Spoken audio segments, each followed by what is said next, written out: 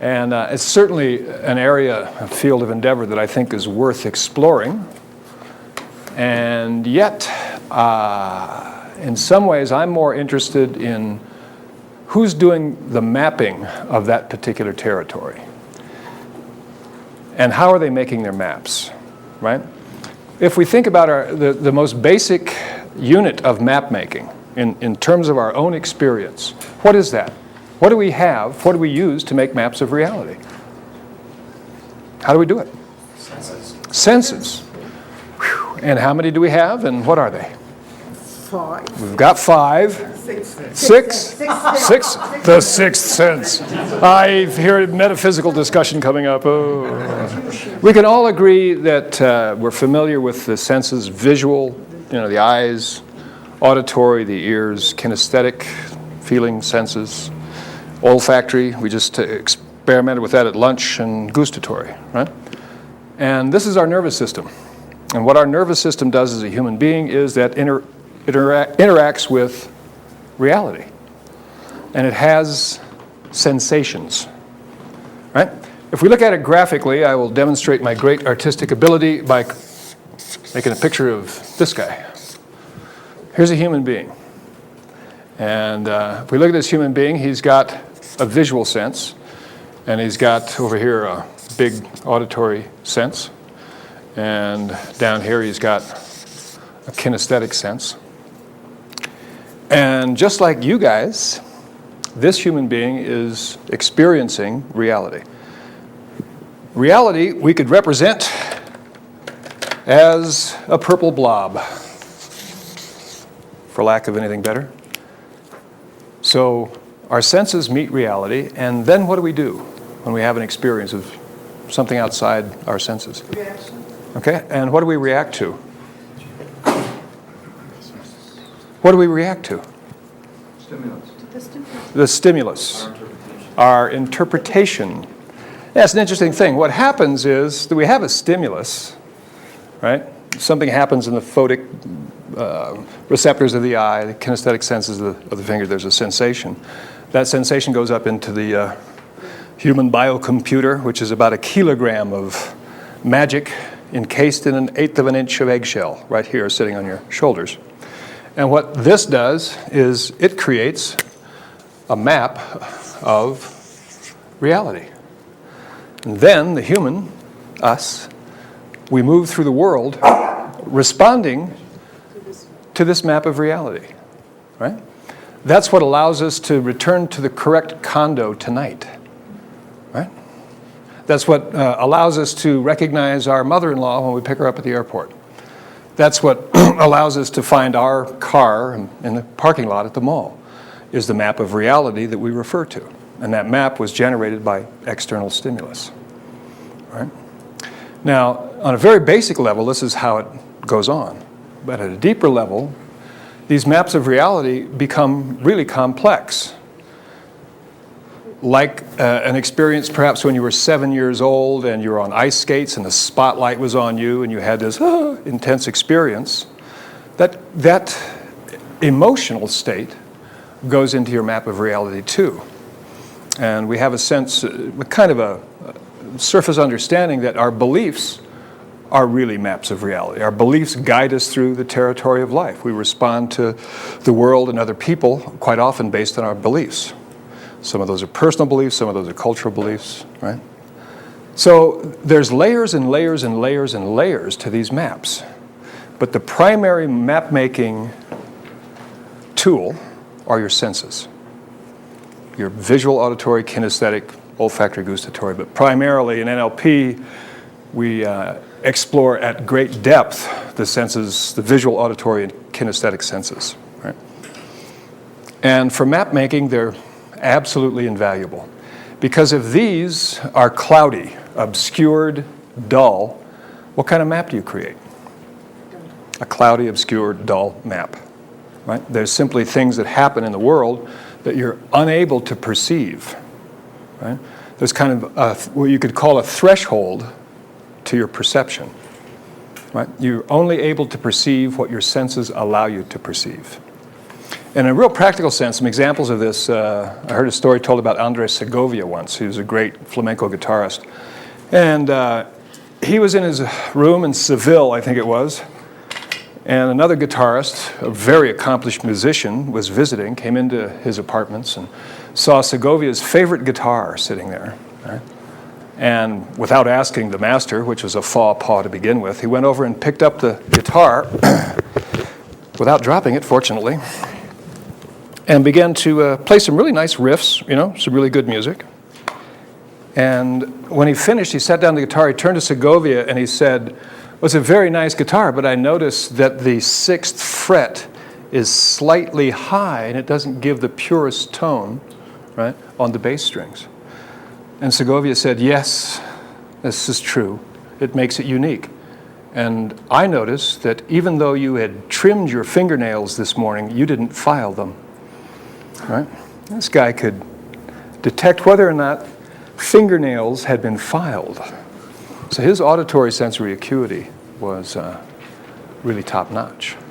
If you consider some of the metaphors we were talking about this morning in terms of Polynesian navigation, and think back 1,000 years ago, these guys would be in a Hawaiian voyaging canoe, and the instrument, their navigational tool, was the body, period. That's it. They didn't have a compass, an astrolabe. They didn't have a magnet, to find magnetic north. Current navigation in the ocean is you've got a little thing here, a box with a button, and you push the button, it'll locate you anywhere on the planet within 3 feet with global positioning satellites. But imagine being in the middle of the Pacific Ocean, right? And you've got another 1,100 miles to sail, and you're the only tool that you have.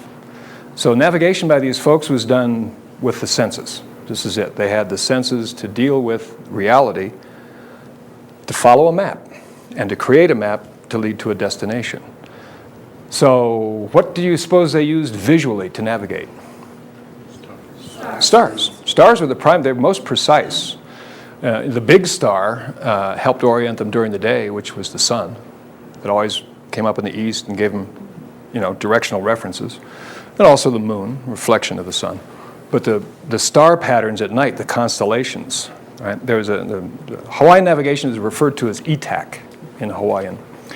And a good navigator, I met a good navigator, as a matter of fact. His name is Sam Ka'ai, and he was the first navigator, I think he was the first navigator on the Hokulea, which was a reproduction of a Hawaiian voyaging canoe that sailed from Honolulu to Tahiti in 1983 or 84, I believe it was. And he navigated that whole journey just with his senses, nothing else, right?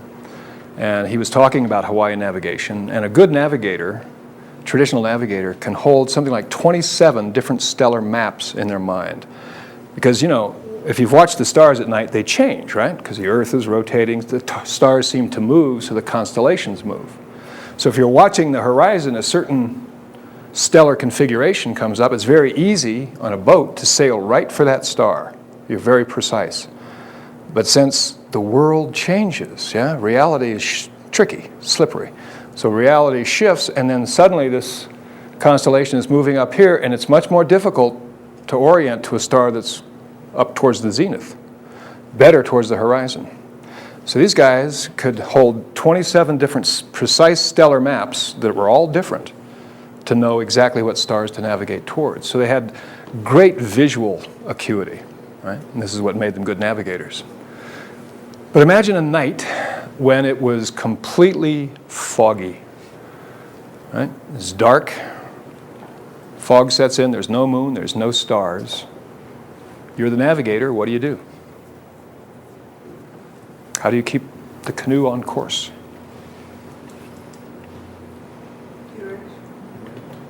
Sense of direction. Sense of direction, exactly. But what do you use to trust it, right?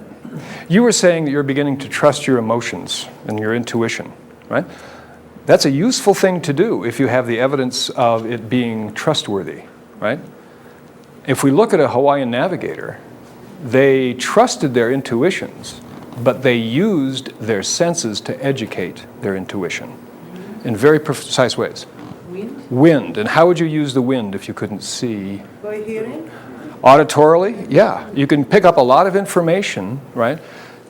The last time you knew you were on course, if you were calibrating to or kind of indexing the direction of the wind and the position of the sail, and the wind was striking this part of your face perhaps, right, and blowing little tassels in certain ways, to stay on the same course, you'd want the wind in the same configuration. And that could be partly short-range visual, but it could also be auditory. But what happens if the wind changes directions 3 or 4 times or a couple of squalls come back in, and you're not sure whether you're calibrating to the appropriate wind direction or whether it's changed? Then what do you do? And how do you use the waves? Technology. How do you use the waves? Maybe you feel with, the movement of the boat. That's precisely it. A good navigator, traditional navigator, when all else failed, no visual, right? The wind, feel, unable to be perceived, would go into a trance and lay down in the back of the boat while they still knew they were on the right course.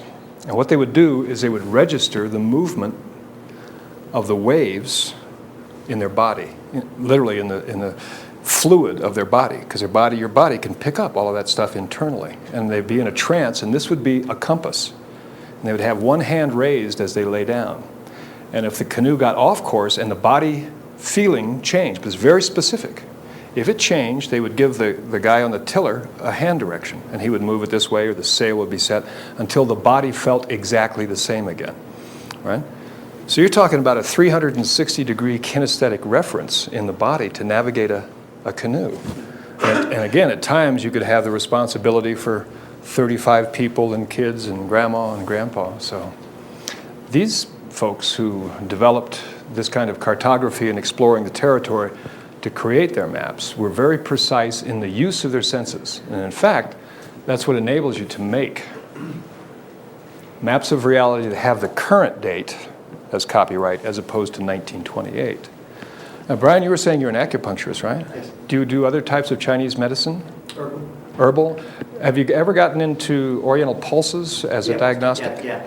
So if I gave you my wrist, how many different pulses could you? On which, there's six on each side. 6 on each side. All right. So Brian has the kit with his fingers. Kinesthetically, he can detect 6 different pulses in my wrists and diagnose certain energetic flows in my body based on those pulses. Now, if I'm lucky, I could pick up Ricardo's wrist and go, yep, he's still alive. He's still ticking. So Brian is, through this kind of diligent study, has developed a kinesthetic skill. And those of you in here who are body workers have enhanced this. We've all tended to enhance certain of our senses. Some of us are really good at reading other people, facial expressions, mannerisms, and the way they move. So we've developed our eyes. Others of us who are musicians, there are a number of folks when we were introducing ourselves who play musical instruments, etc., are in the Segovia category. They can detect a lot of auditory differences, right? So our life experiences tends to allow us to amplify preference to one. We call these in NLP, our senses, we call them representational systems, right? Visual, auditory, kinesthetic representational systems, because we use those senses to represent reality. So they're systems with which we make representations, our maps of reality. Right? But what allows us to do this, again, are our thresholds of perception. Right? I can feel 1 pulse. Brian can feel 6.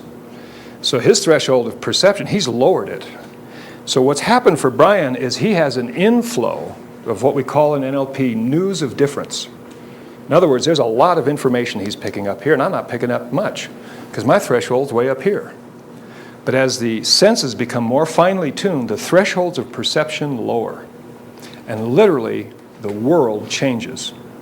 Right? People's wrists aren't the same thing to you now as they were 5 years or 10 years ago. Right? There's a totally different perception. And a musician knows this. I mean, we all know this about various things in our lives, the things that we really have tuned our senses to. So when we begin an NLP practitioner training, we begin with what is, in a sense, the most basic and the most important. The instrument with which Not only do you make your maps of reality, but the instrument with which you'll be changing your maps of reality over the course of the next 5, 10, 20 days, right? Which is your nervous system. It goes back to a kind of a classic quote from one of the, what would you call him? Not really a grandfather of NLP. He's more like a mentor to the world of NLP, a gentleman named Gregory Bateson. Some of you may have read Bateson's works. He's written a number of things. He wrote I think a really important book called Mind and Nature, and in it is the following quote. He says that the argument of this book presupposes that science is a way of perceiving and making what we may call sense of our percepts, right? So science perceives and it makes sense of things. But perception operates only upon difference. It's like the wrist. My sensory acuity or my sensory awareness, the threshold of it, is only able to detect one pulse, right? If I lower the threshold, I can make greater distinctions and have greater news of difference, as Bateson calls it. All receipt of information is necessarily the receipt of news of difference, and all perception of difference is limited by threshold. Differences that are too slight or too slowly presented are not perceivable. So in my experience, the pulses in the wrist are too slight. I haven't tuned my nervous system. Brian has. For him, they're not too slight. He can perceive them, right? So for me, they're not food for perception. I am totally unconscious of them. It follows that what we can perceive is always limited by threshold. That is, what is subliminal will not be grist for our mill. Knowledge at any given moment will be a function of the thresholds of our available means of perception. Do that one again. Knowledge at any given moment will be a function of the thresholds of our available means of perception. Right? That absolutely determines your level of knowledge, is your ability to make sensory distinctions. Right? It gives the examples that the invention of the microscope or the telescope disclosed what was utterly unpredictable from the levels of perception that were achieved before that discovery. So you think about what world the microscope or the telescope permitted you to perceive. Now we have the Hubble Space Telescope and electron scanning microscopes that reveal worlds that we were totally unconscious of. We had no idea they even existed. The same thing, exactly the same thing, is true of your nervous system. There are worlds that exist that you know not of, right? Simply because those thresholds of perception have yet to be lowered. And sensory acuity is how we call this in NLP, how we refer to this, sensory awareness, these thresholds of perception. And sensory acuity is something that is going to begin today and it's going to continue forever, right, Adrian? I'm still practicing it, right? And I've been doing this 20-some years. To tune. That's exactly right. Relax, this isn't 1 and 1 is 2, and it's always going to be 2, right? This is a threshold of perception that you can literally continue to lower and lower and lower and lower. And each level that it drops, the more sensory awareness you have, the more the world changes.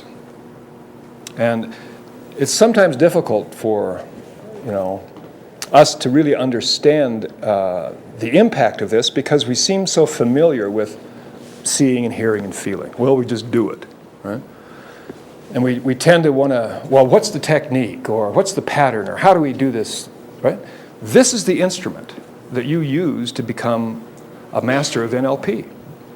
This is the instrument that you use to become a master at your relationship with your wife or your kids. This is the instrument you use in business. This is the only instrument you got. And to the degree that you're able to shift these thresholds of perception, then news of difference begins to flow in. Those maps are updated from 1928 to the current date, right? And you begin to respond to things as they are, not as they were represented years ago. Right? By virtue of a nervous system, right, that is tuned to a degree of sensory acuity. My wife and I refer to NLP as, particularly the practitioner training, as a strategy for cleaning the instrument of the body-mind. Because what you take into life is your body mind. That's what you've got. And if the instrument, just like the lens on a camera or a microscope, is smudged and greasy, right? The perceptions are limited. But if the instrument itself is clean, the instrument of the body mind, then the world is a remarkably different place. So some of the things that we do for the rest of the afternoon on the surface are going to seem really kind of silly because they're so simple. But this is almost an Oriental kind of Zen thing, you know? It's like, well, God, it can't be that simple. It is one of those things that it absolutely is that simple. That to the degree that you can educate your nervous system, it's going to be one of the absolute fundamental indicators of your proficiency as an NLP practitioner. And I say that it looks silly because of the following reason. Dana and Ricardo, could you guys slide your chairs up here for just a moment? And I'll slide this chair over and join you. Facing me, let's see, if you guys are, yeah, you guys, let's see. We'll have Dana be the detector. So Dana, you want to sit in this chair, if you would. All right, Ricardo's going to sit there, and I'm going to sit here. And what we're going to do is we're going to afford Dana the opportunity to lower the thresholds of perception in exactly the channel that she was saying earlier she'd like a little tune-up with or a little exploration of, which is the auditory system, right? And we're going to do it in the following way. In a moment, Ricardo's going to make a sound, and I'm going to make the same sound. But since Ricardo's Ricardo and I'm Tom, there's no way I can make the same sound, right? There's going to be differences. And Dana's task is to identify what those differences are, right?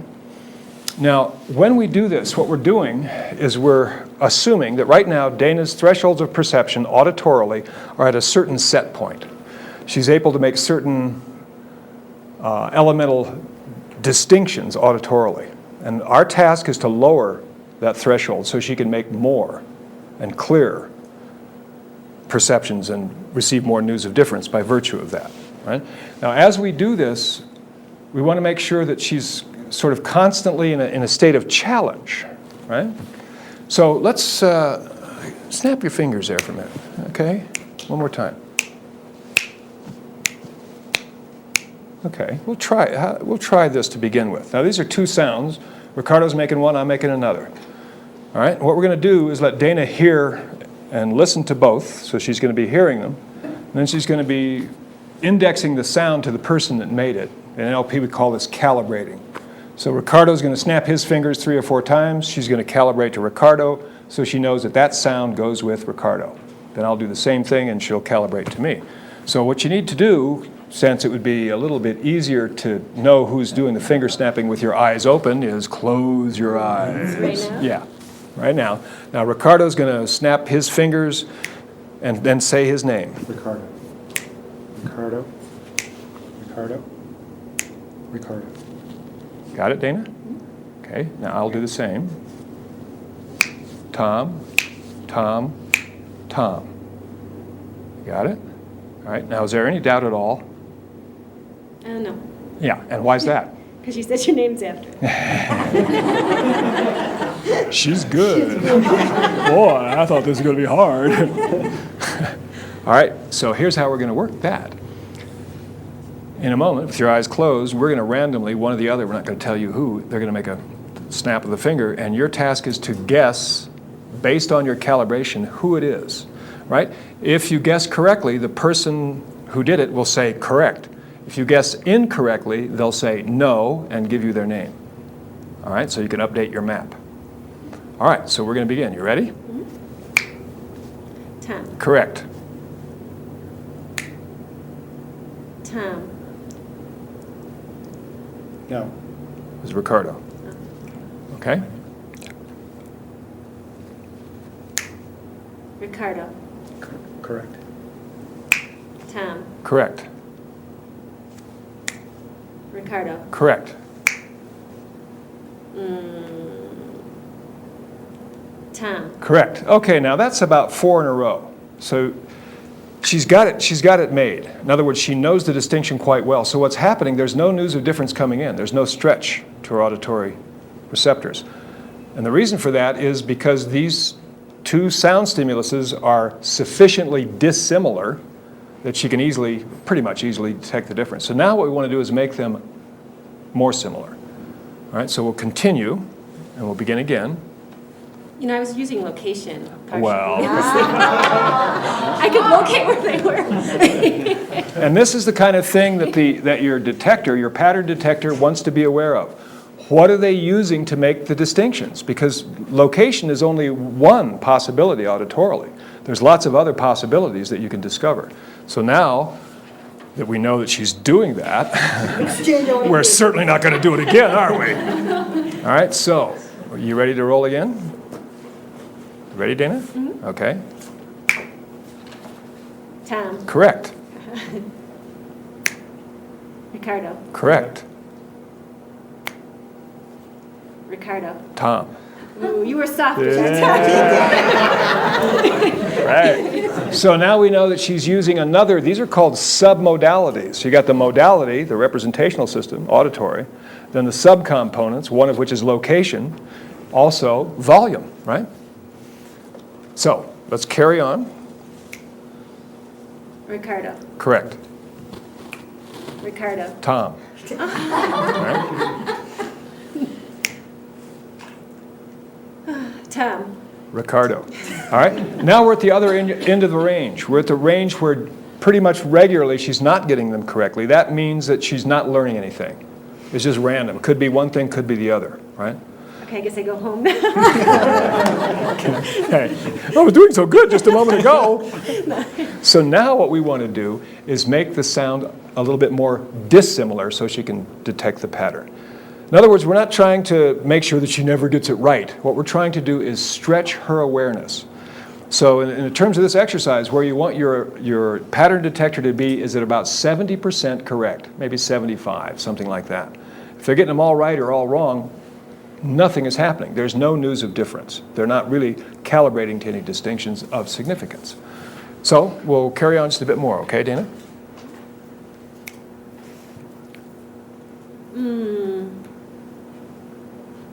Ricardo. Very good. All right. Tom. Correct?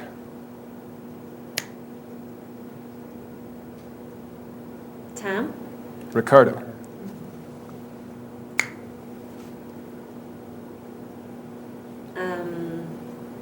Tom. That was Ricardo. Okay? Now, just to... I'm sorry.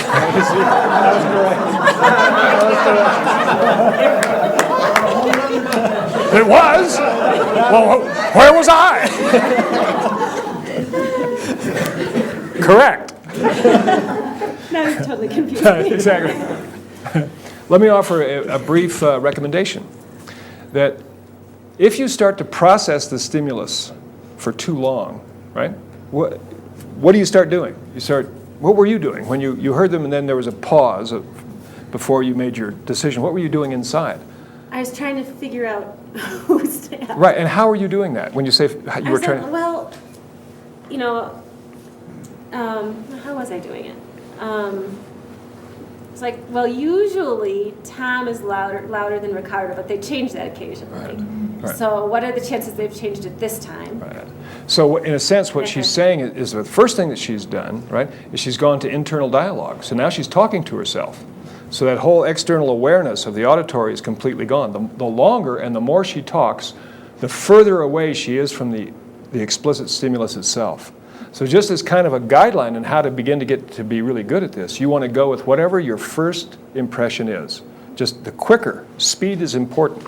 It can be really important. You start trusting your senses rather than having the mind figure it out. Because if you've processed this information for more than maybe 2 seconds, it's like flipping a coin because you're so far removed from the stimulus. Okay? If at any point during this little round here, your pattern detector is perhaps losing the calibration, it's fine to stop and recalibrate. Okay? So we could do that again, and we'll give you Ricardo a couple times. Go ahead. Ricardo. Ricardo. Ricardo. Okay? And then Tom, Tom, Tom. All Now right? you guys are in the same location, aren't you? Yep. Okay. Okay? So you want to have your guess really quick. Okay. Oh, guess right now? Yeah. That's what quick means, yes. Ricardo. Very good. Okay, ready? Tom. Correct? Tom. Ricardo. Ricardo. Tom. Tom. Correct. Ricardo. Correct. Tom. Correct. Ricardo. Correct. Ricardo. Tom. Tom. Ricardo. Tom. Ricardo. Ricardo. Correct. Ricardo. Tom. Tom. Ricardo. Okay, so now what we're getting to be aware of is that location is the one that she's using the most. So what we want to do, right, to kind of eliminate that one is start producing these from the same location. All right, so carry on just real briefly. Go ahead. Tom. That was Ricardo. Sorry. Tom. Ricardo. Okay. Ricardo. Correct. Ricardo. Tom. Tom. Ricardo. Ricardo. Correct. Ricardo. Correct. Tom. Correct. Ricardo. Correct. Very good. Now that one was particularly good because his volume matched mine, the location, and there was just an instant of hesitation and boom, she blurted it out. Right? So, well done, Dana. Way to go. Absolutely. Thank you both for letting us lower some thresholds here. Let's slide those guys back. Alrighty. This is going to be the first little round with two partners. There are going to be two pattern generators and one pattern detector. Okay? And again, so the guidelines for this are, your intention as the pattern, finger snappers, is to lower this person's threshold of perception by stretching this sense. If they're getting them all correct, there's no news of difference. If they're getting them all wrong, there's no news of difference. You want them to be getting correct guesses at about 75% of the time. So there's lots of different sounds you can use. Finger snaps is just one. You can rub your hands together, right? You can make a tapping sound, part of the body. You can just make up a sound, crumple up some paper, anything that you can reproduce that's pretty much the same, one person to the other, right? And then what we'll do is we'll do a 5-minute round per person. So as we're doing this, and it gets faster once you kind of get streamlined, we'll start, Dana would be doing this for 5 minutes, so we'd switch, and then Dana and I would be generating, Ricardo would be guessing, and finally I'd be guessing. So it's kind of a round robin, 5 minutes each. Okay, any questions about this? Yeah? Do you use voice sounds or just doing... You can give it a shot. You can give a, mba, mba, or whatever you'd like, right? As long as they're close enough to make it a challenge to know which one, and different enough that they are perceiving news of difference, right? Now, a couple of guidelines again. If you're the guesser, do it quickly, right?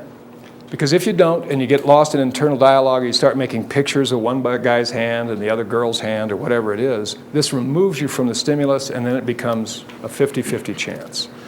Yeah, Ivan. In the university, when I was studying, they said that first it was accepted that the first thing you guess is correct. Mm-hmm. But then statistically, they find out that actually it's not. So I was just wondering which one. Well, if you'd like to explore that, you can try it both ways. Yeah. And then you'll have the answer for yourself.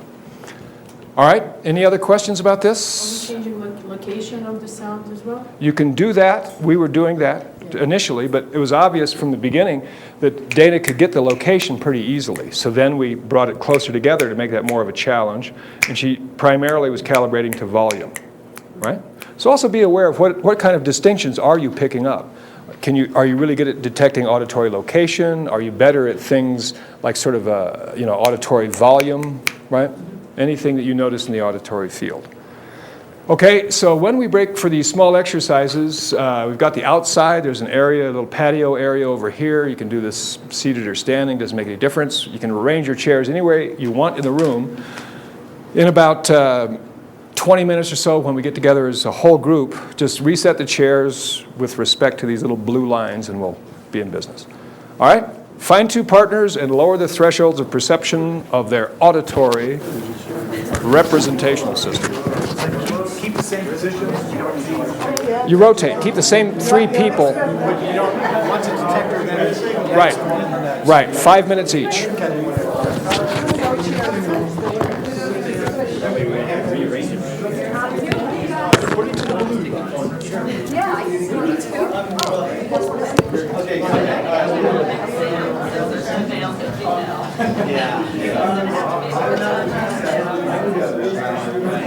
This is called Fun with Your Ears, right? I hope you all had some. What did you discover in this exercise? It's challenging. Challenging in what way? Being able to try to make a guess from Figure. a preconceived notion, and then they're trying to switch it, or Right.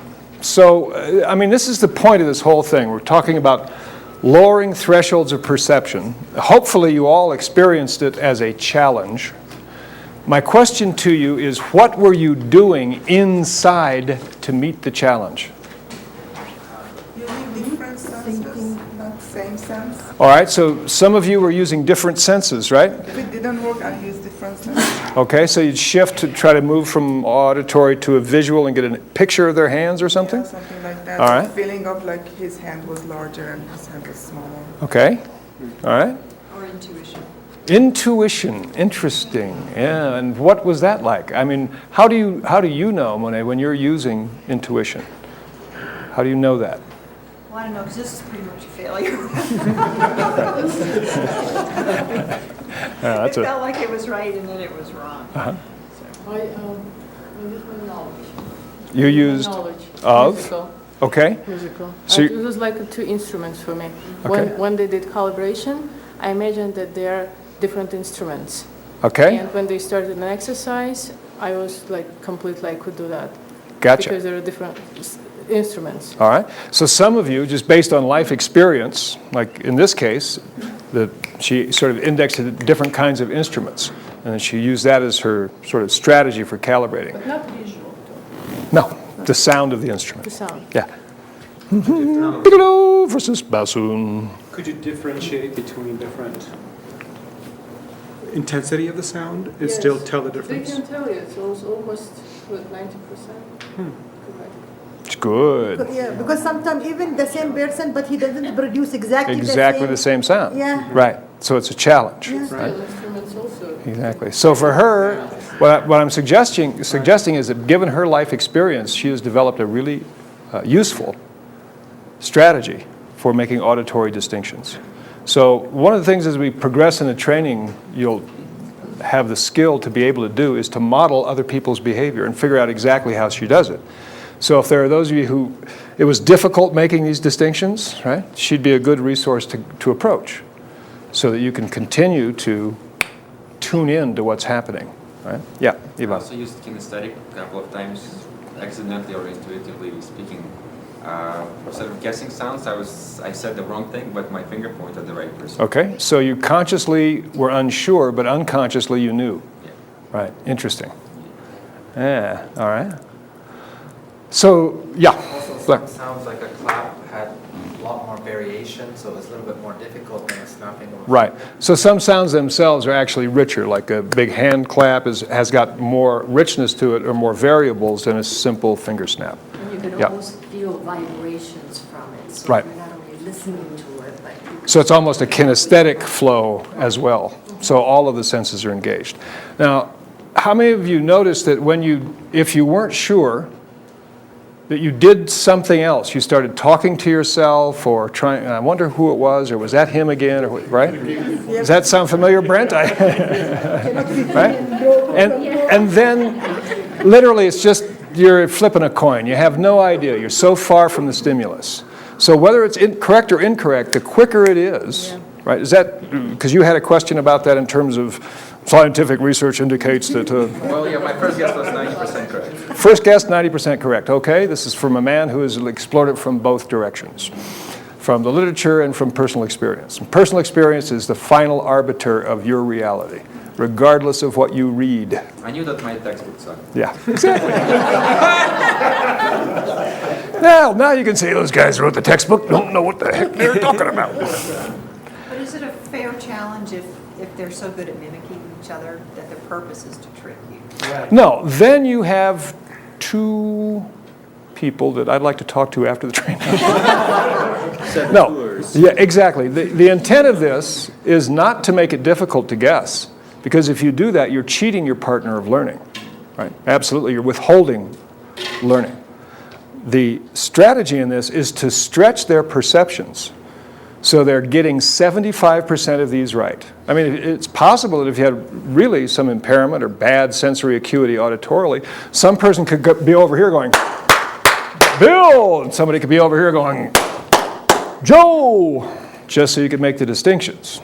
So it's not about it being that kind of a challenge where you fail. You should be challenging your partners by allowing them to succeed, but only 75% of the time. Because it's in that other 25% where the learning occurs, where they're actually stretching themselves. Because it's hard to put your words to it or specific experience and explain it. But you're doing something really unique when you're meeting the challenge of auditory acuity. You're literally using your brain in a different way. Your awareness is in the ears and to the sensory perceptions coming in. Right? The effect of that is that it begins to lower your thresholds of perception auditorily. Now, as we're going to do all three systems, visual, kinesthetic next, right? And what you'll notice during the course of this is that you tend to have preferences for one system or another. In other words, some of you are going to be really good auditorily. You got a background in music. Some of you may be really, really good visually. Some of you are going to be very, very good kinesthetically. So as you go through all three rounds, I want you to be aware of which one of these seems to be the easiest or the ones that you have, the lower thresholds in. All right, so to do the kinesthetic calibration, Ken and Amal, would you be willing to just sort of slide your chairs over here and we'll play another little game with the kinesthetic system. And essentially the format of the structure of it is the same. And okay, Kim, why don't you have a seat here? I'll sit in that one for a minute. You'll be the detector. All right, so now we're gonna challenge. Amal and I are going to challenge Ken's kinesthetic senses. And so if it's okay with you, we're going to touch your knees, okay? I'd like that. Hey, I please do.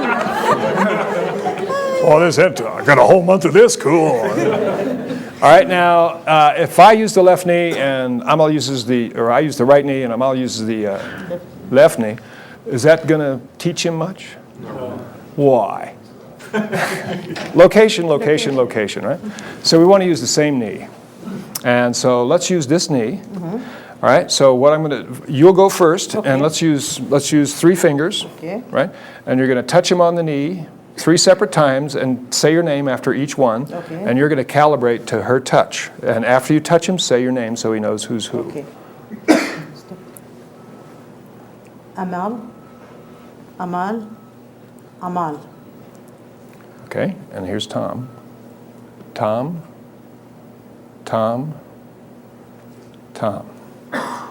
You got it? Okay. Okay, so we're going to randomly and then you guess. Tom. Correct. Uh-oh. Okay, do that one again. Okay. Tom. No, you said. Amal. Right. Tom. Amal. Oh, Yeah, we want to change the world. That wasn't my knee. Right. Yeah, that was my knee.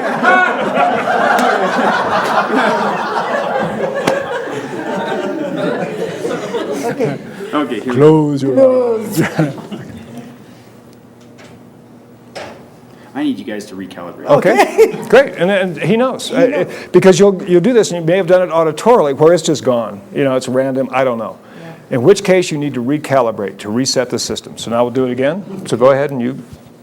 Amal. Okay. Tom. Okay. Amal. Tom. Correct. Amal. Correct. Tom. Correct. Amal. Correct. Tom. Correct. Correct. Amal. Correct. Tom. Correct. Amal. Tom. Tom. Correct. Amal. Correct. Correct. Tom. Correct. Wow, okay, so he's getting pretty good, right? Now, when this is the case, what we need to do is to make the stimulus closer together so it's more of a challenge. So what we're going to do is we're going to drop back to 2 fingers, okay? And we'll go ahead and use the other knee, all right? So it's got kind of fresh senses there. Do you apply pressure when you touch? Yeah, now here's what I'm doing to be as close, I wanted to be different from her. So when she was first touching, she had 3 fingers. And what did you notice about the differences? How did you detect them? In the beginning, hers was soft, and after that, they weren't. Right. So when I calibrated to hers in the beginning, after that, it wasn't the same. But his pushed straight down and firm, and hers was soft and kind of forward. Okay. And then, a couple times you kind of touched with your finger, while 2 of them were up here. And then I got confused because she did that too. Okay. And then I started realizing there was kind of an approach where every time his was kind of the same and hers was kind of a little bit different. Gotcha. Not only that, but I was peeking.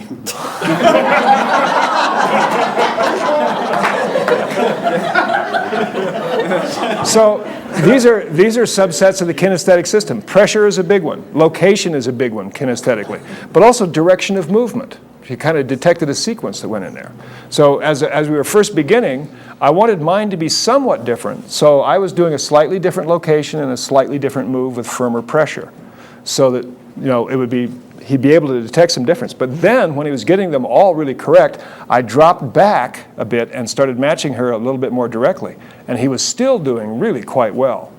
He was doing, I couldn't reproduce this sufficiently, make it the same, to make him incorrect 25% of the time. So now we're going to decrease the stimulus, make it more of a stretch by going to 2 fingers. Instead of 3, we're going to go to 2, we're going to use this leg. Okay, so you ready to calibrate?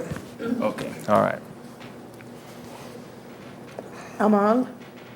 Amal. Amal. Tom. Tom. Tom. Ready? You ready, Ken? Okay. Amal. Tom. Amal. Tom. Okay. Now we're onto something. All right, recalibrate. Great. Amal. Amal. Amal. Arabic. Tom. Tom. Tom. Okay. Tom. Correct. Amal. Correct. Correct. Tom. Correct. Amal. Correct. Tom. Correct. Amal.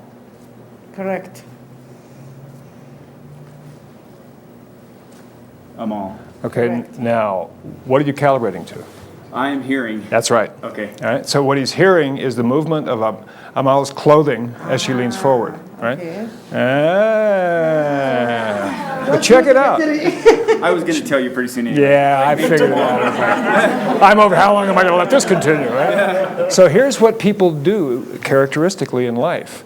If there's a challenge to a particular representational system and they find it easy to make distinctions in another, they'll spontaneously shift to the other instead of continually challenging the original one. So you're talking about Helen Keller, right?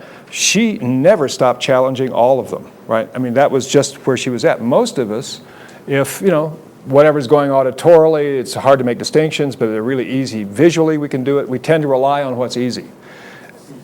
Therefore, those systems that could be really enhanced, we tend not to do. So this whole thing is really a challenge to the nervous system and does stretch all of them. So what I'd like you to do is sit forward a little bit so your clothes don't make any noise, all right? And just be real cautious of any sound. Okay. And you've already got the calibration, so close your eyes. I may need it one more time. Okay, we'll do it briefly. We'll give you 2 calibrations each. Amal. Amal. Tom. Tom. Okay. Amal. Tom. Amal. Tom. Okay, you tricked me. Tom. Correct. Amal. Tom. Okay. Amal. Tom. Tom. Amo. Okay, now you get the difference. Right. So now we go in the other direction, and so now we want to, make them a little bit, spread them just a bit. So, Okay. you want to recalibrate, or? Yeah. All right. So go ahead. No. Amal, Amal, Amal. Tom, Tom, Tom. Okay. Amal. Tom. Okay. Tom. Correct. Tom. Correct. Correct. Tom. Amal. Amal. Okay. Amal. Tom. Tom. You guys are good. Tom. Correct. Amal. Correct. Amal. Tom. Tom. Amal. Okay. Amal. Tom. I don't got it. Okay. So recalibrate. All right. So we could do that. Yeah. Can we change something? Because I'm seeing his left hand and it's like this. And every time he's kind of unsure if he's pressing on it. Can you just relax? You play poker. Can you just relax his fingers and, so we can... Well, he's going to use whatever strategy he uses. So it'll be, if you notice something like that in your groups, you can draw it to the person's attention. Like if they'd noticed you, if they'd noticed you gesturing with a hand, they could have said, hey, I noticed that you are getting it with your, right? But you don't want to just say, okay, relax your hand again, right? You want to let them, right? No, you want to let them deal with whatever they've got going on, right? To challenge it in that sense. But if you notice a pattern that they've got, like a fist clench, you might suggest you might want to relax your hands or whatever, all right? You're tricky. All right, so do you have you got the structure of it? The same essential pattern as auditorily, right? But this time it's going to be kinesthetic input. And, touching on the knees, using either a full palm, a couple of fingers, that's fine. You could use a shoulder, some part of the body where you can reproduce almost the same kinesthetic stimulus. All right, we'll do the same thing. Let's do the same groups also. 5 minutes a person, then we'll do a round robin. Thank you.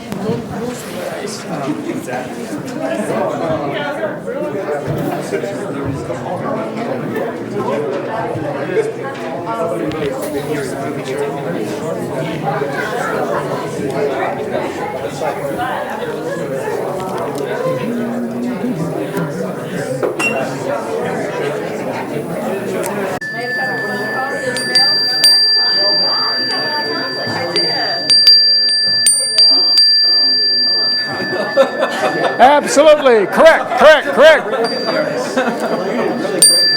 That reminds me of a story. Remind me to tell you that story, as a matter of fact. I should do that soon.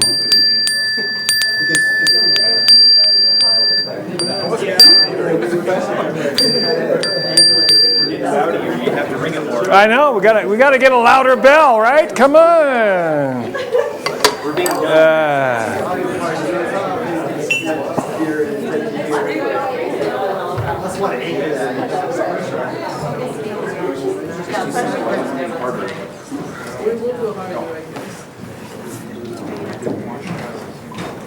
So as I was ringing the bell, Jeffrey reminded me of he's going, I was digging, he's going, Tom. And reminded me of a story that occurred at a training a year ago in Colorado, where we had a break, and I went to the restroom, and the appropriate time, hit the handle on the urinal, and made a nice little flushing sound, and Adam came in, kind of put his hand over my microphone and said, "You're still on, man." And the room was like amplified, right? And I went, flushed it again, and because they'd just done auditory calibration, I flushed it again and went, "Tom." Right? Then Adam flushed one and went, "Adam." Tom. Adam. So, calibration can be useful. Let's talk about kinesthetics. How many people, just a sort of a, rough comparison, how many people found calibrating kinesthetically with touch easier than auditory? Hands up if you felt calibration, all right? And the others, how many found auditory easier? All right, just about a 50-50 split, about the same, okay? No major differences here. All right, let's ask this for kinesthetic. What kinds of distinctions were you making? How are you making these choices? All three of us had something different and did really well when we changed up and figured out, how to do it. Okay. Mine was body. She was warmer than he was. Okay, so temperature was one. All right. And hers was pressure. Pressure? She could feel the pressure. All right. And when he started doing really well, he had switched to like finger size. Okay, so we would call this in these submodalities extent, right, or the size of the stimulus. Right. All right? Nice distinctions. And these are the ones that you use these distinctions, but you're not always aware of them. Right? All right. Let's roll right into visual. So if Cheryl and Yvonne, if you guys could come up here, we'll do this visual calibration. And in this one, we'll let Cheryl be the detector. She'll stand here. Yvonne and I will be over here. All right? Now, for this one, it's a little bit different because each sense processes information differently. Your visual representational system, your visual sense, tends to be kind of a simultaneous gestalt. In other words, you're picking up all kinds of data information simultaneously, right? But it also detects changes over time, movement, brightness, color, things like this. The auditory channel that you were experimenting with earlier tends to be linear, right? One sound or word coming after the other. The kinesthetic system tends to have more inertia. In other words, the sensations kinesthetically tend to have a longer duration. So each one has its uses, each one is different. But when we get into visual, we'll do it in the following way. First, Yvonne and I we want to find a neutral posture. So this is going to be the set point, and this is one that you can get comfortable in, I can get comfortable in. And this is like, this is sort of the neutral set point, right? And we want to remember this because we want to be able to return to this with no changes. So you just remember exactly how your body feels and what it's like to be in this posture. I'll do the same. And you memorize this, all right? And when you feel as if you've got it memorized, exactly what you're seeing, the way that the two of us look exactly right now, you let me know. Okay. You got it? Got it. Okay, close your eyes. And then one of us or both of us will make a change. And then we'll say, open your eyes, same or different. Different. Okay, and now rather than saying what's different, I want you to demonstrate with your body what's different. And then say it. Ivan Sam. Okay? Yvonne. Great. So you demonstrate it before you say it. Right? Okay? So back to 0, eyes closed. Okay, open.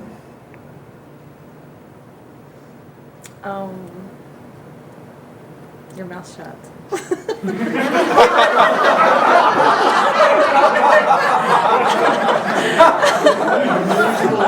Thanks, Cheryl. I needed that. That's called metaphoric feedback to the trainer. I saw two things. Because your thumb was up and now it's down. And your mouth was open and now it's shut. Okay. Wow. All right. Now I'm replaying that. And I think actually she's right in both instances. I think she is correct, but it's not the change I made. Okay. There is one more change. One foot's up. Which one is which? Right All right. foot's up. Go ahead and demonstrate it before you say it. Exactly. Great. You got it. Okay. Back to 0. Eyes shut.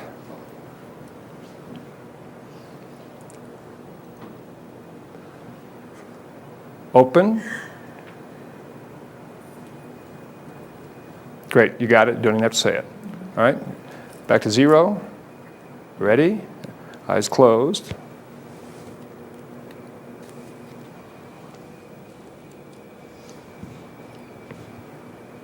Open.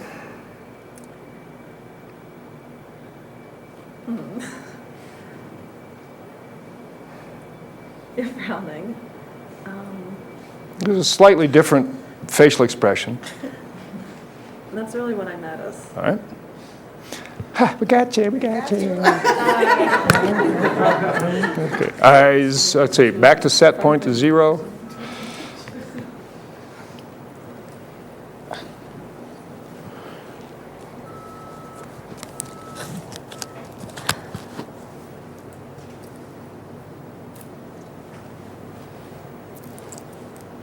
Something sneaky.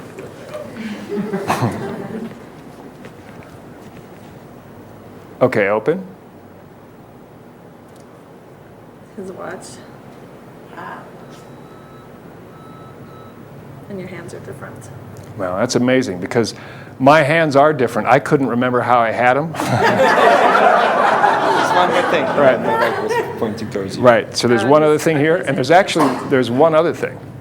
Another one? Oh, you're tagged. Tagged. Great. That's 50. That's not bad. Very good, Cheryl. All right. Thank you, guys. Let's see. You need your watch match. Yes. Like one of those magicians, right?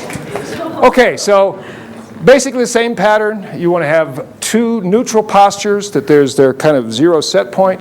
They calibrate to that, and then you make changes that are very subtle, right, but still are at the 70 percentile. So if they're getting them all or missing them all, you want to readjust it until they can make distinctions about 70% of the time correctly. All right? Same groups, 5 minutes, rock and roll visually. Okay, we're going to take a 15-minute break. We're going to take a 15-minute break. We're going to take a...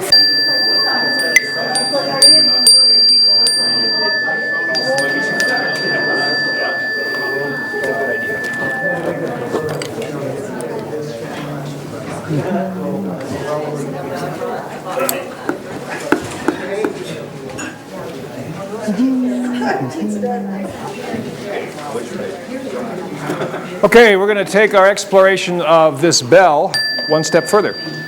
All right? We're going to do this. Every time you hear the bell from now on, right? At the end of an exercise, at the beginning of the morning, whatever. What I want everyone to do is this with their hand and this with their mouth. Okay, ready? We're going to practice. Ready? Let's try it. Let's be talking. Oh, okay. Well, I don't know. You guys are... this is almost...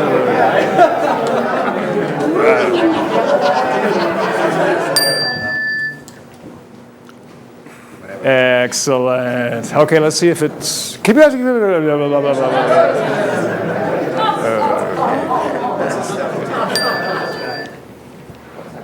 Cool. All righty, thank you very much. Now, let's discuss visual calibration, right? What was the biggest kind of distinction that you were making visually? Well, actually, my question was interrelating the three. Please. I noticed that my visual and auditory thresholds were much different than a kinesthetic, the touch. In what way? Different. I couldn't pick out the kinesthetic very well. I was having a real difficult time picking that out. Right. So they were taking their fist and slamming me on the side of the head. But I was just curious what the implications of that mean when you're strong in certain areas and. You know, I don't know that there's a pat answer for that. In my experience, what tends to be one of the major causes of life experience, right? An example, for example, is Milton Erickson, and you'll hear a lot of stories about Milton. He truly is one of the founding fathers of NLP, and his language pattern use is something that you'll study at depth here. He suffered with polio in repeated bouts during the course of his life. I think the first onset was when he was very young, 5 or 6 years old, and he was bedridden for months. He grew up on a farm in, I think, Michigan. And he had a huge family, 5 or 6 siblings, and aunts and uncles were coming over. So a lot of people in the house all the time. He was on the second floor in a small bedroom, right? And he made the decision in life that we were saying about challenge of senses to absolutely enhance every sense that he had. The reason for this was, one of the reasons, was that he was, after one of these the initial onset and one of the major bouts of polio, he had overheard the doctor talking to his mother outside his bedroom door. And the doctor had made the statement, "The boy will not live to see the sunrise." Right? This is a 5 or 6 year old boy. Right? And his response to it, as he looked out the eastern window, was, "Yes, I will." And he did, obviously. And what he then began to do was to train his other senses, because it turns out that he was tone deaf and colorblind as a result of, polio. So, for example, he learned to calibrate using different other aspects of the auditory to who came in the kitchen door that has screen door on it by the way the screen door slammed, right? He could tell exactly who just came in the house just by the way the screen door slammed. he would calibrate to voice tone, tempo, and pitch, the nuances of the voice, by watching the throat. Because a high-pitched voice tends to be up here, the breathing tends to be up higher, and this area of the throat vibrates, and a deeper voice tends to breathe down here, there's more resonance, fuller cheeks. So he could tell just by looking at you what your voice was doing. And a lot of this simply arose out of the challenges that he decided to, take on in his life. And our life experience, for whatever reason, tends to orient us in the direction of a preference for one representational system or another, right? But the thing I'd like you to think about in terms of, we've been talking about them as senses or as representational systems. Another way I'd like you to think about them is resources. Because these senses are what happens here. Nothing else happens here, except these efferent nerve flows that come in through your senses. So you know probably enough about, brain science, so to speak, that there's an optical chiasm, an area of the brain that picks up primarily optical signals. There's an auditory region of the brain, kinesthetic region of the brain. But think about this. If you are specializing, say, in visual, and you kind of sacrifice or don't make a lot of distinctions in the others, it's not that you can't tell the difference or you don't feel. It's just that literally, that region of the brain, that area of the brain, that resource is not being used to its maximum potential. The whole thing is not lit up. So the point of all these exercises, there's a couple of points. One is for you to begin to detect where the challenge is. The causality is much, what caused it is much less important than what you do about it, right? So enhancing your kinesthetic sense, now that you have a sense that, wow, that's one is going to benefit you a great deal, in ways that you can't even imagine, because what's an example of how it can benefit you, right? Well, one of the things that happens is, let's say kinesthetics, feelings, right? One of the things that it allows you to do is be much more precise about what you're feeling emotionally, right? I mean, the precision of emotional feeling. For a lot of people, it's difficult. For some people that have a lot of internal sort of kinesthetic awareness or sensitivity, they can make a lot of distinctions about emotional states that they're in. And there's probably thousands, literally, of nuances of emotional states, right? There are other people on the other end of the spectrum that know when they're angry, know when they're comfortable, know when they're sad. They got maybe 5 that are primary kinds of things, just like distinctions in other representational systems. So the point of all this is to begin to enact what John Grinder calls the principle of stretch in NLP. It's a way to stretch your learning capabilities. What Bateson said was that all knowledge is contingent upon thresholds of perception. In order for you to learn, you need news of difference. In order for you to have news of difference, these thresholds of perception must be lowered. And then the news of difference comes in, and it's the foundation of wisdom and knowledge. So, enhancing your primary sensory acuity begins to accomplish this, right? But it also has very subtle but incredibly powerful consequences in your internal life. Because when you think about the maps of reality that you make them based on what you're perceiving in the world. In other words, the ability to make really good external distinctions enables you to make really fine internal maps. Consider an architect. A good architect, can do amazing things visually, right? He can look at a piece of cleared land and envision a 20-story precise room location, everything, just this whole shot, and then transfer it to blueprint paper. He can make amazing visual distinctions. And one of the reasons that he can do that is he has the ability to do that externally with his eyes, right?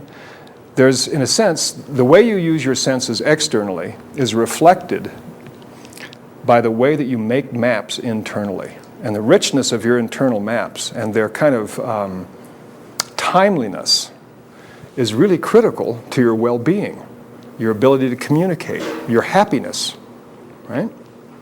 It's the way that we update these maps of reality that we were talking about. Other commentary about any of these 3 senses of the... Sure, no, go ahead. We got a visual and an auditory, and in this case, if it's a woman, the auditory takes precedence. So, Masuda, your question. Is there any difference between paying attention and being visual? I'm very visual, but a lot of time I don't pay attention to a lot of things. Well, there's the answer to your question. What is that? You know when you're paying attention, right? Yeah. Okay. But a lot of times I miss things that my family tells me. Right. But I'm very visual. Right. So now do you hear it? Visual the whole So story. now we begin to detect pattern. I miss things that my family tells me, which is what kind of a word? See, hear, feel. It's a hear word. And she says, but I make a lot of visual distinctions. So just so far, we kind of know that she's really good in the visual representational system, but she gets a lot of input auditorily and misses some information there, right? Not hearing perhaps all they say. So this is an indication that you start tuning in differently. Well, no, I think what you're saying is you're not visually seeing things, and they tell you that you're not seeing things, right? Yeah, something like that. Yeah. Is that what she's thinking? Well, no, she said that earlier in our group. Okay. That's why I was, Okay. because I was thinking you were saying auditory. This is great. No, you were thinking what I was thinking about her saying about auditory? And then what he said was, So that's why we used what we use in NLP is referred to as sensory-based language, right? You've got to find out precisely what's going on in their map of the world, right? And this takes some exploration. And just add to this thing, like Yes. a personal example from life when I was sitting in the university lectures, sometimes when the professor was very boring, anyway, when he was telling lectures, I was visualizing everything he said. When it was very, very boring, I just automatically, unconsciously, I just made some kind of other stories, other pictures. So maybe when stuff is not interesting or it's kind of boring, you're kind of shifting. That's I thought about that too because I've done that a lot throughout my life in classrooms everywhere. When something is boring, even in parties, when people are boring, I just leave. I do something else. That's kinesthetic, huh? Great. So she's going to be the barometer. If we see her get up and walk towards the door, we know. Well, check this out. But no, that's not true either. If I leave, I may have pain in my body. Oh, okay. I cannot sit in the same position for a long Right, time, so right. don't take it. Right, that so we way. need to calibrate once again to find out what's really going on, right? Exactly. Is it true that visualization, a person can be good in visualization, but one can be very detail-oriented, and Yes. another one will see the big picture. Absolutely. And miss details, and Absolutely. both of them are very Exactly, yeah. visual-oriented people. Yeah, I mean, and this happens in all systems. Some of the folks working with the kinesthetic, I got a comment in a group that what they were detecting was pattern or sequence or strategy in the way that these signals were being fired off. And the person's doing really good because the sequence stayed the same. In other words, they were feeling the big picture, right? And other people tend to focus on a single kind of stimulus. So some people tend to focus in on smaller chunk things. Other people tend to see the big picture, right? But what I'm simply suggesting here is that unless your senses have the capacity to make fine distinctions, right, that choice is unavailable to you. You're just going to do what you do, right? Can you train it? Yeah, absolutely, and that's the point of all of this. The first step is, as we go through these, to find out which system you tend to prefer, visual, auditory, kinesthetic, or which ones you'd like to enhance, right? And then you begin to enhance it. You begin to work towards that. So let's talk about that for a moment in terms of, okay, now you have this information, right? What are you going to do with it? Okay. Because- To enhance it, is it better to take it one by one, focus on one thing, and enhance it, and then when you feel you are confident, go to the next one, or work on all the three together? My recommendation is at the outset you tend to chunk it small. Smaller steps at the beginning and then integrate them, right? So you practice visual and you practice auditory, kinesthetic, right? But let's think about this. How could you, practice this on your own? What would you do? For example, if I sit in a doctor's room like before, Right. doctor's appointment, I have nothing to do, I can count little folds on the windows, curtains. Exactly. I can count letters. Right. I can see what the colors. Yep. Make distinctions that you hadn't noticed. Yeah. Let's do that real briefly. Everybody look around the room and notice right now 3 things in this room that you have not noticed before, but that have been here all along.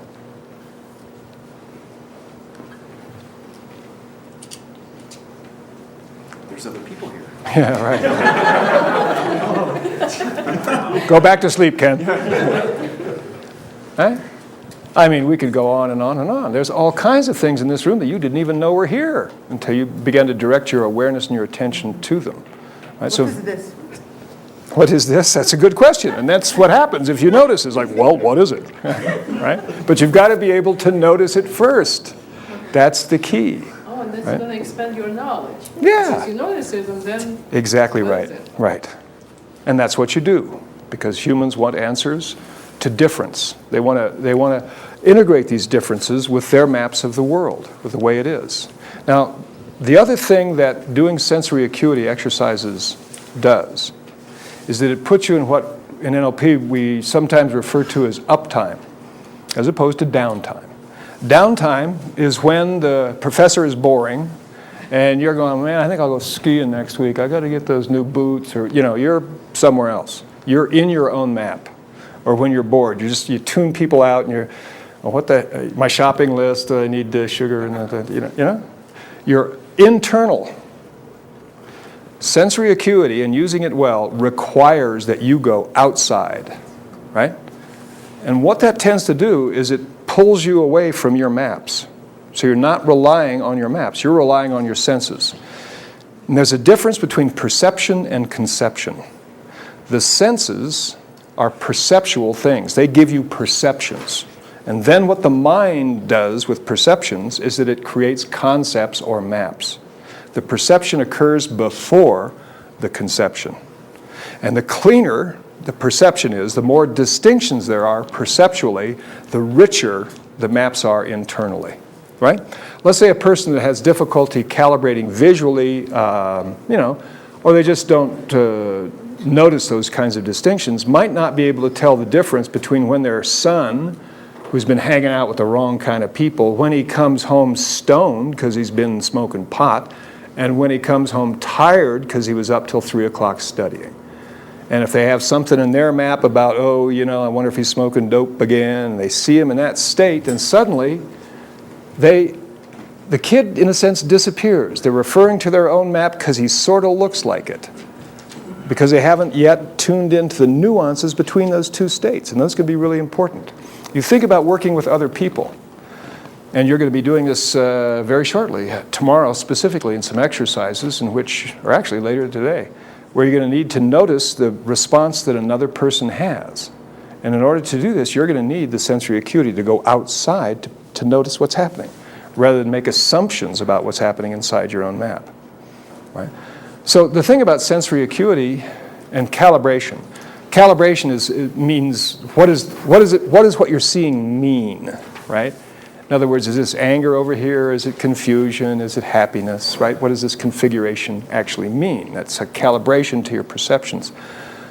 These will stay with you absolutely during every moment that you do NLP. In the Master Practitioner training, they're doing at a slightly different level the same exercises today as we are. They're working on sensory acuity and calibration in different ways. But sensory acuity, going outside your map to gather information about another person or a group, business meeting, whatever it is, their map of the world, to represent it congruently, in other words, current copyright, is absolutely critical. And you cannot do that by referring to your own maps. There's no way. Because your map is your map. And your map is your map. And we each have different maps that we've structured. Say again? It's like building a new one? Well, partly it is in ourselves. I mean, if I were to, kind of venture a guess about everyone in the room based on what you shared this morning, about why you're here, I don't think there's a person in this room that wants to go home with the same map of reality, right? So it is about constructing a new one. We had some comments about maps that were kind of tattered and torn and kind of flew out the window of the car as you're driving. And sometimes this can be a godsend because it's a blank sheet. You can create the map any way you want, right? You don't have to piece it together from anything. But there's two sides to NLP. One is the transformation that you yourself make, the instrument of your body-mind experiences, the changes that you're going to go through here in the next month. And then it's how you use that technology, how you use that tool, the way the world begins to change, your ability to really perceive what's happening in the world with other people, with the people that you love, your children, your wife, your business associates, and really what's going on structurally, right, in their map of the world, to enter into their map of the world, rather than only being able to carry your map and kind of trying to shove it into the relationship in some way. And the foundation of this, as I said earlier when we started these, the sensory acuity exercises, they're fun, they're kind of challenging, but sometimes people go, well, you know, that's it, done sensory acuity, what's next, right? But it really isn't like that. Sensory acuity is never ending. You know, Milton Erickson worked on it his entire life. And that's why, you know, in the later days of his life, what he did looked absolutely like magic. Absolutely. In a sense, it was. So, other commentary about the sensory acuity drills? I have a question. I'm not sure if it's related or not. I saw a documentary on TV about this person who had his arm amputated. After 6 years, he could still feel pain in the arm. How could that be possible? The brain's a mysterious thing. I don't really have the answer to that. I mean, I think a medical kind of explanation would probably serve better. Now, the thing that I would be interested in, however, is if he could take his phantom arm and someone could hold out a plate that he couldn't see into that had a number of quarters, hold it out to his phantom arm, and if he could reach out with his imaginary fingers and touch him and tell him exactly how many coins, that would be interesting. Wouldn't it? That'd be cool. Just spooky. Spooky. All right, now, what we've said, we're beginning to imply, is that the ability to make external distinctions enhances your ability to make internal distinctions. And a lot of the NLP training that you're going to be exploring has to do with the internal changes you make. So Cheryl, could you give me you've been up once before. Would you like to come up again? Is it scary? No, we don't get the snakes out till next week, right? Okay. No, this is actually it's a great exploration because what it has to do with is internal awareness. You've had a lot of practice kind of going outside with your senses, right? But this time what we're going to do is explore going internal with your awareness. Oh, that's scary? To a really good time. Yeah, okay. Right? You do remember good times, right? I do. Okay, right. Well, for the word we're going to use here is a word that we use quite often in NLP. The word is congruence, right? And it's a slightly maybe different meaning than some of you have for the word congruence. In NLP, what we mean is a time in your life when there was no internal conflict and it was kind of a sense of all systems were go. You were just fully there, fully in the moment, and you were just really congruent about whatever it was that you were doing. You got one of those? Well, let me think here. She's going through the Rolodex of experience. Okay, I've got one. All right. I do. Great. So what I want you to do is go to that experience, and as you do, allow whatever comes up in terms of memory to come up, but allow your awareness to go into your body, to notice what you feel, and where you feel it, and what it feels like. Right? So that would be being aware of your breathing, perhaps, or the tension in the muscles, or whatever goes with the feeling of congruence. Start at your toes and kind of do a full inventory. You want me to tell you that? No, I want you to go there and do that for yourself first. Okay. All right. Now, as she's doing that, what we have the opportunity to do is go external, visually, and calibrate to what congruence looks like in Cheryl, so we know what it looks like. Okay? Let's go to another one. Another experience, another time of congruence. Okay. Right? And go there, do an inventory of the way the body feels when you're really in that state, particularly noticing what's the same about those two experiences in terms of feeling. Okay. Right? Okay, got it? Great. Let that one drop away for a moment. Okay. All right, and then one more. Let's pick one more when it was just One more. Well, I know there's plenty, but we're gonna for demonstration purposes only, we'll do 3. Okay. So a third one. Okay. All systems go, no conflict. You were just there. Be aware of what's happening in your body. Okay, great. And compare it to the other 2 experiences. Notice what's the same. All right, and give me some feedback. What are you noticing? Or experiencing inside that is the same across all those experiences of congruence? Peace, Okay, and where do you feel that? all over. Okay? All over. In exactly the same way? Or, In those 3 instances, yes. okay. What else was going on in the body? I relaxed. Okay, and what? I mean, it was like the whole, any particular, My arms, my Okay. hands, my legs. all right? Extremities then, the arms, the hands and legs. Okay, sort through it My again. pulse was speeding up. Okay, that might have been a little bit about being up here or whatever, but I'm going to check it out. Okay. Again, you're sorting for what was common in those experiences in terms of feelings. Anything besides sense of peace, relaxation of the extremities?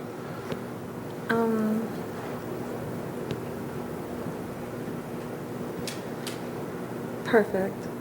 Perfect? Yeah. Okay, that's a word, and how does it feel It inside? felt in tune. Okay. Just the way it was supposed to be. All right, great. And did that feeling of being in tune the way it's supposed to be, were you more aware of it in one part of the body than the other? I mean, like more of it in the head, more of it Probably in the head. Okay, but check it out. It could have been in the No, in the head. in the head, the sense of In the mind. Okay, in the mind. All right, so a sense of peace, was it? Okay, great. All right, so I want you to allow yourself to memorize that feeling in your body. A sense of peace, relaxation of the extremities and the hands. Okay. Right, that peace in the mind. Okay, and take a deep breath for a moment and let those feelings go. Okay. Now for contrast, and to give you kind of an orientation, right? I want you to think about a time when you were incongruent, where, you know, whatever, it could be slightly confused or you weren't sure, there was some kind of stuff going on. Constant state. Okay, great. Well, pick an example. Okay. All right, and I want you to do the same thing. I want you to do a little internal inventory of what's happening in your body. Okay. Right? As specifically as you can. All right? So just feel it for a moment. Okay, then let that one go once you've done it. Okay. And real briefly, another one. Okay. And then sort for any similarities of incongruence. Okay. Okay, and what is the same? What feelings or what is the same about those two? Irritation. And how do you experience that internally? Is it a region of the body? Is it all over? Is it a tingle? Is it a warmth? Is it a pulsation? What is it? Pulse. And where mostly? You went like this, okay? Yeah, probably through here. Right. You know, my breathing speeds up. Right. Now, if you noticed, and this often happens with an individual, their unconscious is going to give you the answer before the conscious mind. I said, where do you feel this pulse?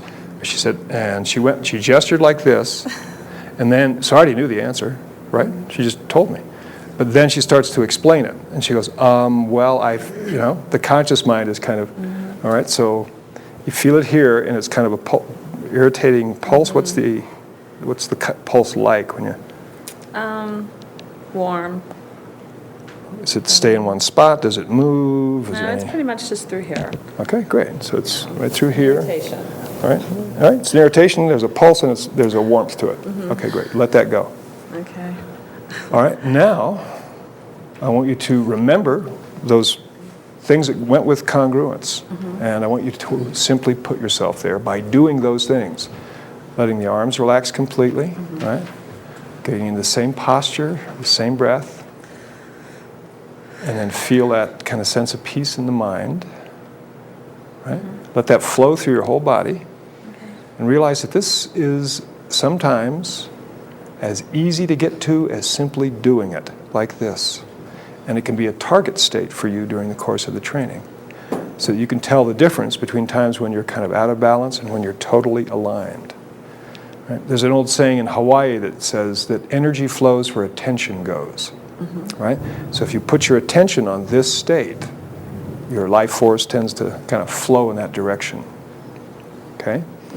And this was, again, a sensory acuity exercise, relatively brief, but you went inside rather than going outside.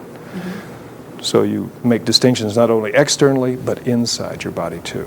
And I could definitely tell a difference. Absolutely. And the thing is, there are very subtle differences, but they're absolutely there. And just like on the outside, you can make cleaner and cleaner and finer distinctions in what you see, hear, and feel. The more you explore the internal states, the more precise you can be about exactly what's happening. What's happening in the muscles of the face, what's happening in the fingers, the legs, movements in the midsection, is it hot, is it warm, whatever like that. So it can be an exploration so you can get to those states of congruence or resource easier and easier and easier. So then you always use those places as a resource to get you back to that place? The state, yeah. The muscles, the kinesthetic sense itself, when you put yourself in the physiology of that, begins to orient you to that emotional state, right? And that's like a no-brainer. You don't have to go through 20 years of psychotherapy to kind of feel happy. You don't. You can trust the wisdom of your body because they go together. Okay. The mind, the body, the emotions are a cybernetic system. You change one, the other two change too. Okay. Cool, thanks. Great. All right, we're going to be doing this with a partner, right? There are two more things you kind of didn't say. When you asked her to go into incongruent state, she made a gesture like this behind your back, which is holding yourself in your arms, and then she went this, which is a disappointment. Right. So these are the things. Right.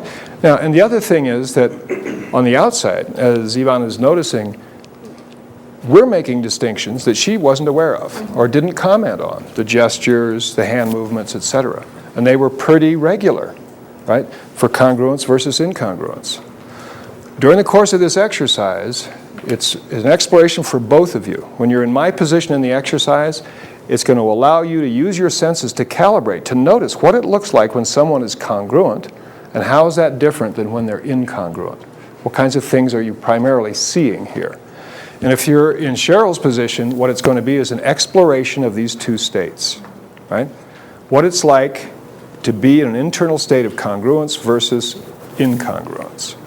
So this is in your notes too, but I'll put it up here just so we can go through it. One person's going to assist the other to experience an experience of congruence. And you're going to identify the internal signals, what's it feel like. And outside, you're going to be noting the external cues. In other words, what do you see when the person's in these various states? And you want to repeat this for 2 or 3 different experiences of congruence. And what you're looking for here, or you're having your partner look for, is what is the same, what is common to all the experiences of congruence. Because some of them could be kind of state-specific, when they were on the beach versus when they were, walking through the forest. But they're going to be common threads, right? So you want to ask them what's common to all experiences of congruence. You're going to have them do that and let their body memorize it, and then you're going to repeat with 1 or 2 experiences of incongruence, and you want to make sure that they know how to tell the difference in the future, right? What are the distinctions that they're making? And then finally, you have them reaccess. You notice at the end, we put Cheryl back into a state of congruence. And then you can just kind of suggest to them that this is an exercise in allowing their body to be the guide to put them in a more resourceful state. So it's a perceptual filter challenge for the observer. In other words, you have to use your sensory acuity. For the explorer, it's a way for them to begin to notice how fine of a distinctions can you make internally as well as externally. All right, questions about it? Shouldn't take long. Ivan? For the internal, you want us to look at just at the kinesthetic? You can, if there are significant differences auditorily, in other words, it's like I hear a staccato sound when it's auditory, when I'm in the or visual differences, feel free to do that. But I definitely want you to explore the kinesthetic or emotional senses of it. Yeah. I just Robert. want to acknowledge Cheryl for allowing us to learn from her uncomfortableness. Exactly. I think that's a gift, and I don't think that's an easy thing to do, so Right. I appreciate that. Yeah, thank you, Robert. Thank you for letting me learn from that. Yeah, Cheryl, right on. Thank you very much. Cool. That's what I was saying. The greatest teachers in this group are the members of the crew, right? Yeah. I have a question. Yeah. I've tried this. Sometimes I can get to the feeling, sometimes I can't. I can't feel that moment. How? Okay. Is there a way to train yourself to get to the feeling? Of being congruent. Both of them, congruent Right. or incongruent is easy. Okay. Usually, for most of us, it is, right? Incongruence is a pretty easy thing to do, but congruence. The easiest way is to use a previous experience and go back to that as if it were happening again. In other words, if you really felt that way when you were playing with your dog in the park, rather than just say the words, go back to the park and be there, see the little, dog. Sometimes the feeling doesn't come to you. Right. And I'm suggesting one way to do it is to allow yourself to go back to the experience that generated the feeling. And if you have trouble in your small group, call one of the coaches or myself over, and we'll make sure you can do it. So the feelings for the congruence you're trying to get back to is just peacefulness? Yeah, the hallmark of congruence in NLP is lack of internal conflict, a sense of alignment, a sense of sort of commitment to the moment, totally being there, right? Incongruence is when you're not sure, you've got competing parts, right? Unpleasant emotions that pull you out of the experience, like that. Oliver. Tom, when we note the external cues, do we tell the person? Afterwards. Afterwards. Yeah, afterwards. Yeah, give them some feedback about the kinds of things that you noticed afterwards. So after they tell us what their experience was, Happening we inside. tell them what the external cues. Exactly right. Okay. Masaryk? Would it help if the observer write on a piece of paper what they observed? You could do that if you want. If it's really complex, you could do it. Otherwise, if you feel that you can remember pretty specifically what's happening, that's fine too. All right, this, you notice, didn't take long. Was there one other one, Dana? Yeah, I just, for me, when I think about trying to go back to an experience, I almost find it easier. I feel like I can get that state almost easier just by getting that state instead of going back. I mean, is that okay? Yes, you should use that strategy, and later in the training, you should teach that to Masuda. Yeah. Right. Do it the way that works. All right, I'm guessing maybe 10 minutes per person. With a partner, someone you haven't worked with yet, different groups, a partner, do one person, then shift, do the other person, right? So we'll be back here as a whole group in 20 minutes, all right? This is also in your notes if you want to track along with it. Okay, ladies and gentlemen, let's do a little discussion and unpacking of this notion of congruence, as words, congruence, incongruence. A word is nothing but a representation of experience. And what this was for the explorer, an exploration of internal experience.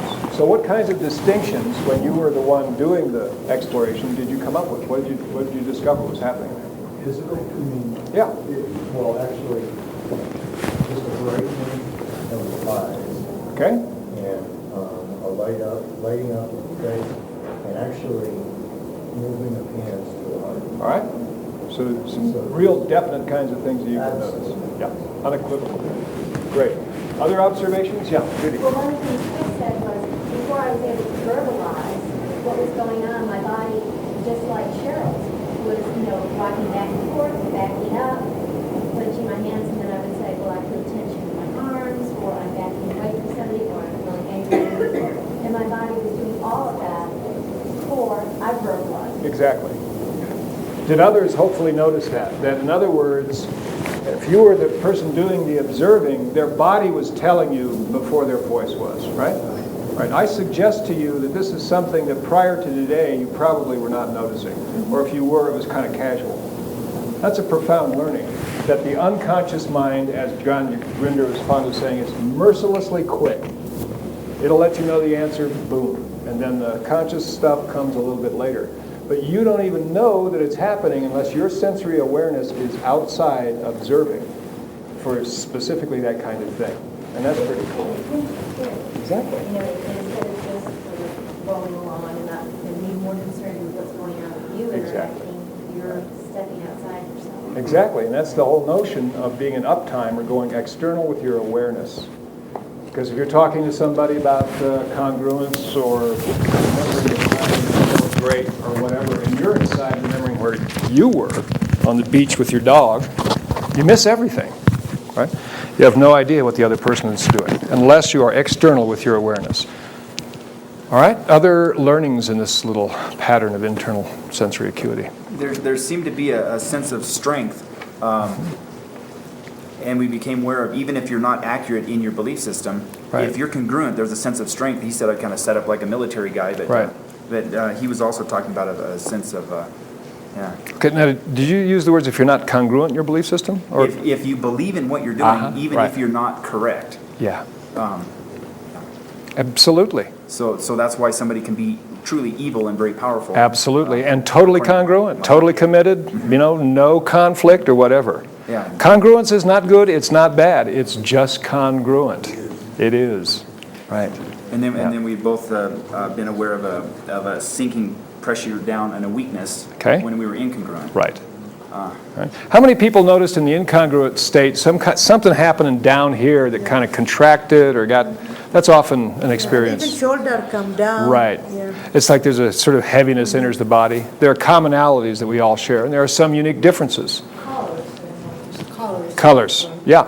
Like white color, congruent white and incongruent dark. Yeah, so exactly, And some people... incongruent was like more details in the picture, and a congruent was not. Interesting. It was like more like overexposed picture. Right. Like white and not much details, more feeling. Right. Like happy feeling. Right. And incongruent, more details. I had more people. Right. And they were like a dark clothes, like a dirty picture. Yeah, yeah. Now that's interesting. Where could you use that information? This is actually leaping ahead in the training. Sure. How to use it. And that's what, the thing is, in order to change a pattern or change anything about your map, you first must know it's there. You've got to lower your thresholds to even know it's happening. So now Maya knows that, all right, so for these feelings of congruence, it's sort of like was it overexposed picture, right? An overexposed picture, and there's kind of dark and too much detail on the incongruence. Well, if she has, let's do this just for fun. Take a time when you felt really kind of incongruent, one of those detailed pictures that's kind of cloudy, right? However it is you're seeing it, see it that way, right? Now what I want you to do is begin to kind of brighten it up and make it more and more like it's a kind of overexposed, right? Bring light into it and kind of fuzz out the detail so there's much less detail and you just kind of have a sense of the whole thing. Right? Does that change your feeling about that experience in any way? No. Okay, so it's the same kind of thing? All right? Brighten it up just a little bit more. And I put different colors close in them. Try that and lose a little bit more of the details so it's kind of like you're moving a little bit further away from it so you're seeing a bigger picture. Does it have any effect on the... And go back and forth. Now go back to the way it was. A lot of detail, kind of... All right. Then go back to it being really bright, kind of overexposed, and you're at more of a distance. Does that change the way you feel? A little. A little bit. All right. Now that's pretty interesting. Play around with the little pictures in your mind, and it starts to affect the way you feel. Right? Most people will have the sense that they feel the way they do just because they feel the way they do. Right? When you get into the whole field, a couple of days of exploration of submodalities, which is this thing of working with internal imagery, you'll learn specific techniques to transform emotional states by dealing with visual imagery. Right? But you can't do that until you can perceive your visual imagery. So sensory acuity is the foundation of everything in NLP. Again. Yeah, Scott. I have a question. We had a little debate going. When I was the observer, I didn't notice as much physical differences between the congruent and the congruent state. And so then when you just said that, I was thinking, well, maybe it's because I'm not as kinesthetic. That was one thing. Possible. And Dana was saying, well, but I might not show a lot of the incongruence. So we had this kind of debate going. Sure. And the thing is, different people... Both were taking responsibility for why. Right. What was your experience of this whole thing? I mean...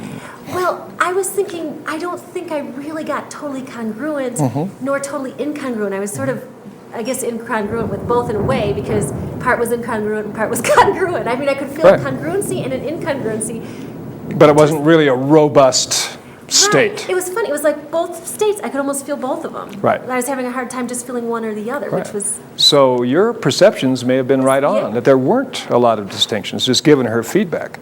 And that's why the first step is sensory acuity and perception. The next is to gather enough information to calibrate and know what was going on inside that person.